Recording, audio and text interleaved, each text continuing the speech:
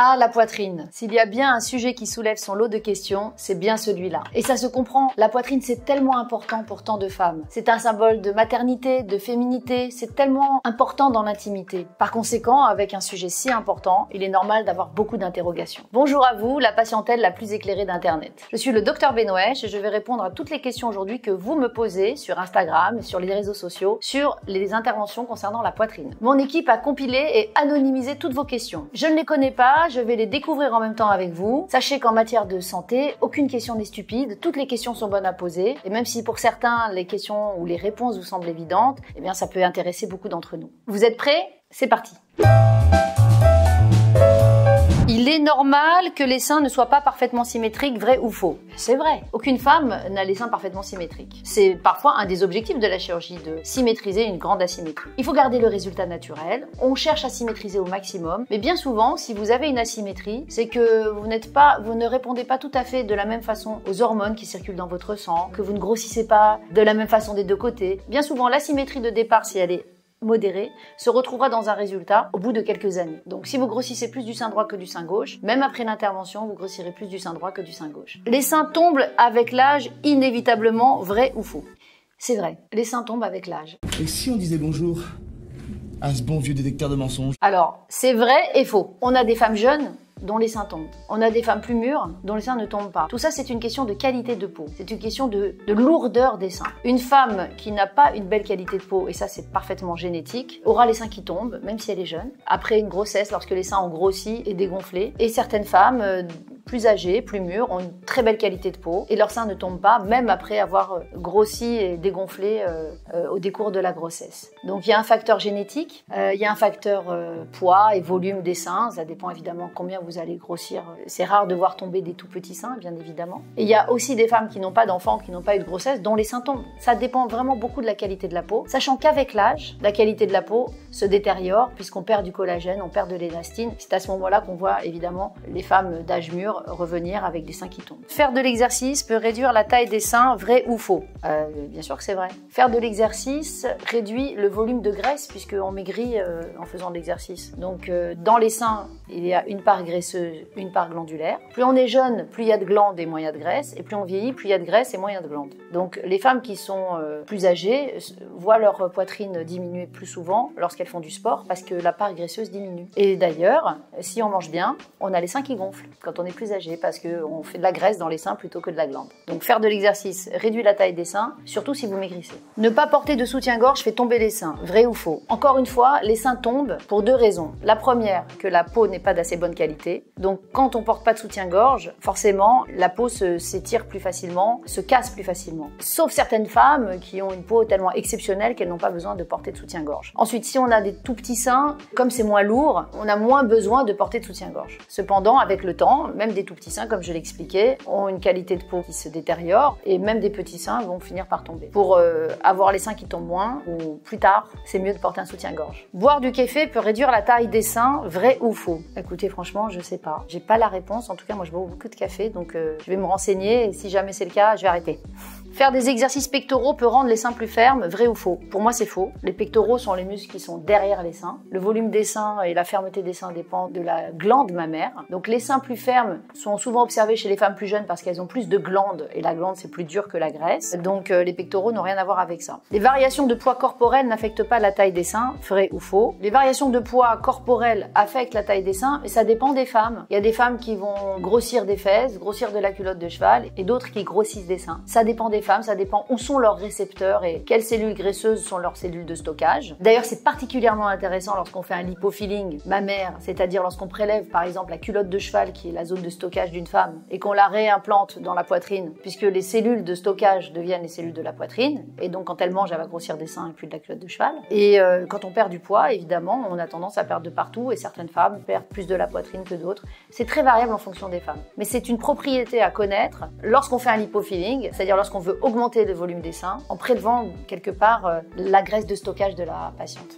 Porter un soutien-gorge la nuit empêche les seins de s'affaisser, vrai ou faux? Encore une fois, porter un soutien-gorge permet de réduire la tension du poids du sein sur la peau. Donc le porter la nuit, c'est toujours bien, c'est toujours mieux que de pas le porter. Maintenant, c'est pas très sexy. Les seins peuvent continuer à se développer après l'adolescence, vrai ou faux? Alors les seins se développent au maximum pendant l'adolescence. Ils continuent un petit peu à évoluer après l'adolescence. Après, c'est pas du développement, ce sont des variations qui sont liées à l'âge, liées aux grossesses. Par exemple, pendant la grossesse, on va fabriquer de la glande aux dépens de la graisse. C'est pour ça d'ailleurs qu'après la grossesse, les seins se vident. C'est-à-dire que lorsque la glande se ratatine, lorsqu'on a fini d'allaiter le bébé, comme on a déjà détruit la graisse, il reste plus grand-chose. Donc c'est pas un processus de développement, mais c'est l'histoire naturelle de la vie de la femme. Les crèmes et lotions peuvent augmenter la taille des seins, vrai ou faux? Alors dites-moi où c'est ça, parce que je crois pas. On passe aux questions qui portent sur la grossesse.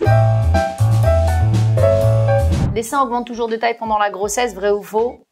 C'est vrai. Parce que, pourquoi? La glande mammaire se développe pendant la grossesse sous l'effet de la prolactine qui est synthétisée par le cerveau. Donc, forcément, les seins augmentent de taille pendant la grossesse. Ça dépend des femmes. Il y a certaines femmes chez lesquelles les seins augmentent de volume très peu, d'autres énormément, d'autres modérément. Et ils augmenteront de taille aussi juste après la grossesse, lorsqu'ils seront gorgés de colostrum puis de lait. Les seins sont faits pour augmenter de taille pendant la grossesse. Les seins deviennent toujours plus sensibles pendant la grossesse, vrai ou faux? Alors, personnellement, j'ai eu 3 grossesses. J'ai pas eu l'impression d'avoir les seins plus sensibles. Ce n'est pas une question dont je connais vraiment la réponse. Je sais qu'après l'accouchement, les seins sont très sensibles, ça fait mal parce qu'ils sont gorgés de lait, mais après, je crois pas. Peut-être qu'après, chez certaines femmes, il y a sensibilité à la douleur et sensibilité à l'excitation. Peut-être que le fait d'être enceinte, ça rend plus sensible à l'excitation. Avoir des tatouages sur les seins empêche l'allaitement, vrai ou faux?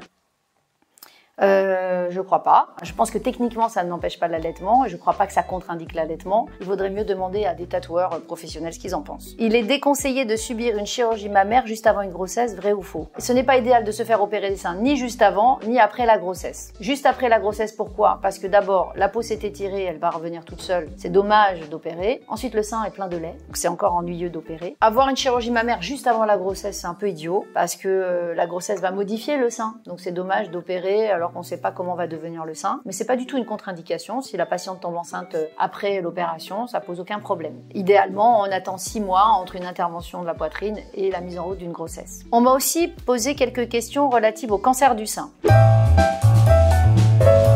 La douleur dans les seins est toujours un signe de cancer, vrai ou faux? En médecine, il n'y a jamais de jamais ni de toujours. Avoir mal au sein n'est pas un signe de cancer, mais ne pas avoir mal au sein et avoir une boule dans le sein n'est pas forcément un signe que c'est pas un cancer. Rien compris, moi. En gros, le signe du cancer, c'est la boule. Donc, si vous palpez une boule dans votre poitrine, il faut vous faire examiner. Les femmes ayant des seins plus gros ont un risque plus élevé de cancer du sein, vrai ou faux? C'est vrai, puisque les femmes ayant des seins plus gros ont plus de glandes mammaires. Et plus on a de glandes mammaires, plus on a le risque d'avoir une tumeur mammaire. Alors, maintenant, c'est pas du tout un facteur de risque reconnu. Mais le facteur de risque principal du cancer du sein, c'est l'hérédité. La réduction mammaire n'est pas un traitement préventif du cancer du sein, pas du tout. Mais c'est vrai que chez des femmes qui ont des antécédents familiaux de cancer du sein et qui ont des seins très volumineux, pas complètement stupide de les opérer de réduction mammaire si elles le demandent parce que ça les gêne ou parce qu'ils sont trop volumineux. Moins on aura de glandes, moins on aura de risque de développer un cancer du sein. Ça n'empêche pas qu'il faudra absolument les surveiller et faire attention qu'elles ne développent pas de cancer du sein. La consommation d'alcool augmente le risque de cancer du sein, vrai ou faux? C'est vrai. Ce qui est intéressant, c'est qu'il suffit d'arrêter de consommer trop d'alcool pour réduire significativement le risque de cancer du sein. Dans cette question, on parle de consommation exagérée, évidemment. Donc c'est quand même un facteur de risque de cancer du sein. Et c'est pas très connu. Alors là, on rentre dans la catégorie que je préfère parce que ce sont les questions liées à la chirurgie.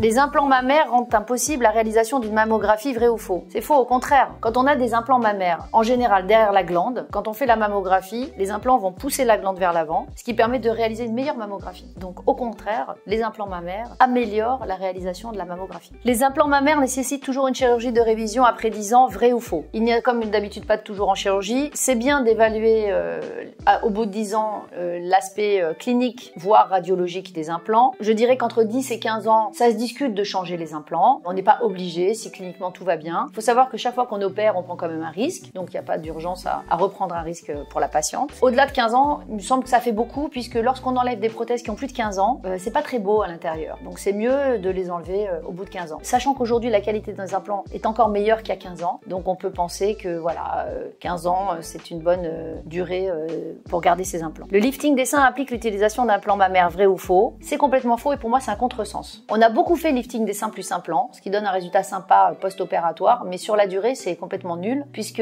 si les seins étaient tombés et qui nécessitent un lifting, c'est bien parce que la glande était trop lourde ou la peau trop étirée. Donc remettre un implant qui pèse lourd dans la poitrine après un lifting des seins, c'est assurément le risque d'avoir la poitrine qui va tomber assez rapidement, dans les 2 à 5 ans. Donc c'est idiot. Ce que je fais moi, c'est soit je fais un lifting des seins avec rien du tout, je mets pas d'implant, soit je fais un lifting des seins et je rajoute de la graisse, parce que la graisse, c'est léger, ça permet d'avoir le volume qu'on désire, puisque souvent la patiente désire l'augmenter, et surtout ça rajeunit énormément la peau, parce que c'est plein de facteurs de croissance, et donc on a non seulement le lifting des seins avec la poitrine qui remonte, mais en plus une peau plus éclatante et plus jeune, et les cicatrices sont meilleures parce que la graisse améliore les cicatrices. La réduction mammaire peut soulager les douleurs du dos et aux épaules, vrai ou faux? Oui, c'est vrai. Souvent les femmes viennent demander une réduction mammaire parce que la poitrine est lourde à porter, et par conséquent elles ont mal au dos, elles peuvent avoir mal aux épaules. Donc ça peut soulager, c'est pas forcément 100% de la cause des douleurs au dos ou aux épaules, il faut le savoir, mais ça améliore bien souvent les douleurs. Les femmes qui ont subi une augmentation mammaire ne peuvent pas allaiter, vrai ou faux? C'est faux. Ça dépend de la technique encore une fois. Les femmes qui désirent allaiter sans intervention, y parviennent dans 70% des cas. Donc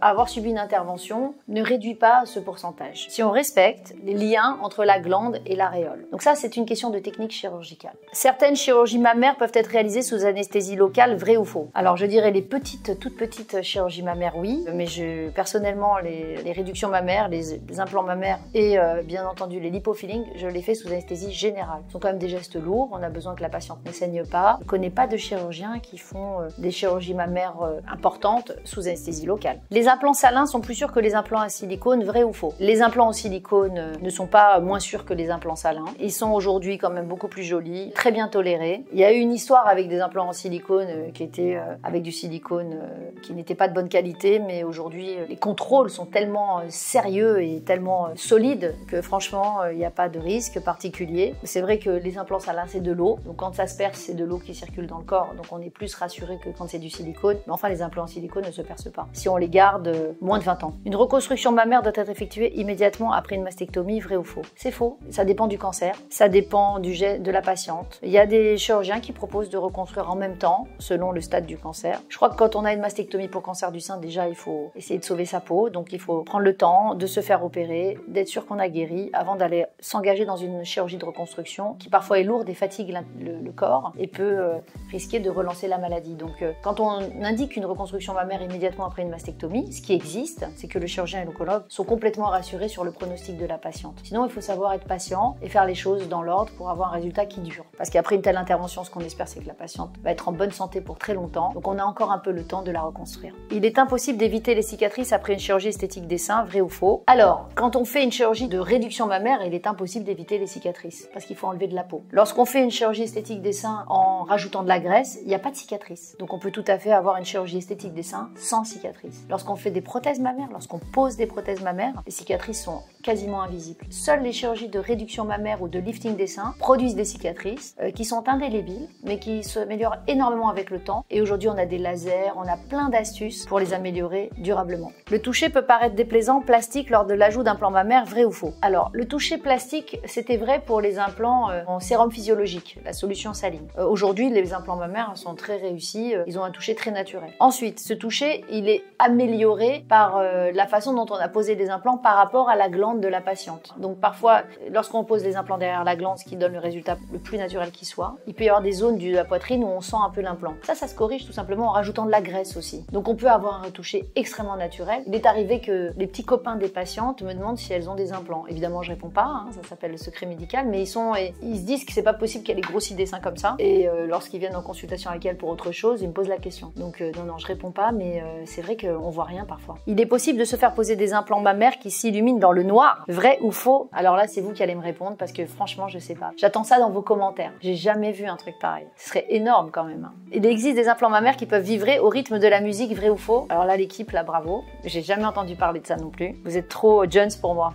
Écoutez, dans les commentaires, si vous savez, répondez-moi, mais je vais chercher pour la prochaine fois. Il est possible d'augmenter la taille des seins en utilisant de la graisse prélevée sur d'autres parties du corps, vrai ou faux? Évidemment, j'adore cette intervention. On prend la graisse de la culotte de cheval que vous détestez, ou du ventre, ou de l'intérieur des cuisses, on la prélève, on en jette une partie, on récupère celle qui nous intéresse, on la centrifuge, on la réimplante dans la poitrine, et ça devient votre nouvelle graisse de la poitrine. Donc quand vous grossissez des seins, puisque c'est votre graisse de réserve. Quand vous maigrissez aussi des seins, bien sûr. Et ça fait une peau super jeune. jeune, de très belle qualité. Donc c'est une très très belle intervention, le lipofilling mammaire. Et pour terminer, je vais répondre à des questions particulières. Ah, il est possible de s'étouffer avec ses propres seins s'ils sont trop gros, vrai ou faux? Alors là, je sais pas. Bah, c'est vrai que s'ils sont vraiment énormes et qu'on se les met sur la figure, peut-être, oui. C'est rigolo comme question. Les implants mammaires peuvent exploser dans l'avion, vrai ou faux? Non, ils peuvent pas exploser dans l'avion. Par contre, si vous faites du saut en parachute, ils peuvent bouger. Ça, je l'ai déjà vu. Si quelqu'un de ma famille possède des seins trop gros et moi trop petits, il est possible de lui en enlever pour m'en greffer, vrai ou faux? Bien sûr que c'est faux. La greffe d'un sujet à l'autre, ça marche pas. Chacun sa vie, hein. Chacun sa chance. Et on a fini. J'espère que j'ai pu répondre clairement à toutes vos questions sur la poitrine et que ce nouveau format vous plaira. À l'avenir, on organisera régulièrement des foires à questions sur Instagram, donc n'hésitez pas à me suivre sur Instagram de telle sorte que toutes ces questions seront recueillies et je pourrai y répondre dans une prochaine vidéo. C'était le Dr Benouège. Si vous souhaitez me rencontrer, je suis sur Doctolib, je suis au cabinet et maintenant je suis sur YouTube un dimanche sur 2. Prenez soin de vous, aimez-vous, parce qu'une journée sans s'aimer, c'est une journée de perdu.